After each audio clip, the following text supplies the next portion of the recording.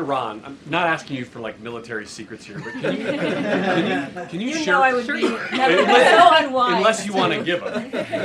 Can you share a little bit about the president's thinking on whether or not to strike Iran, who he's talking to, what information he's consuming, and why a strike might be necessary on a nuclear program he says was obliterated by the last U.S. strike?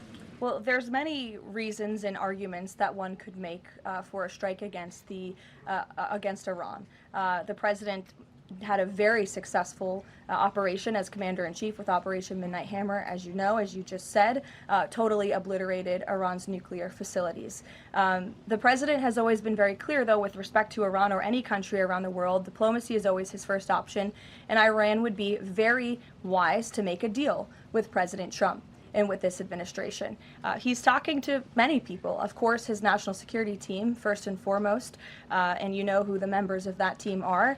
And this is something, obviously, the president takes seriously. He's always thinking about what's in the best interest of the United States of America, of our military, of the American people, and that's how he makes decisions with respect to military action of any kind. And on the flip side of that, he's got the State of the Union speech next week. If he is going to take military action, does the administration believe it's important to sort of convince the American people, sell the American people? Will we hear something about that in the State of the Union to make the case for why something like that might be necessary to risk American lives? Look, again, I'm not going to engage in a hypothetical. Good try, Garrett, but you can't catch me there. I will say, with respect to the State of the Union, you'll be hearing more about what is to come from the president's speech very soon at the appropriate time. It is going to be a very good and powerful speech, so everyone should tune in.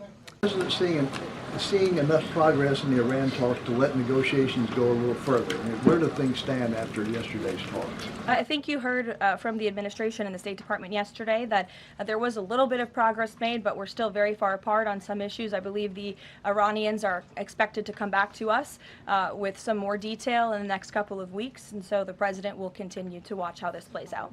Sure. I'll follow up on that. Thank you, Caroline. On these Iran talks, I mean, how much time is the president willing to give it before he is seriously maybe considering military action? Is he willing to give it that full 2 weeks?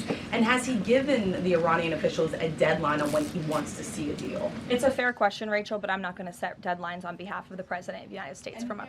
Jelajahi cara baru mendapatkan informasi. Download Metro TV Extend sekarang.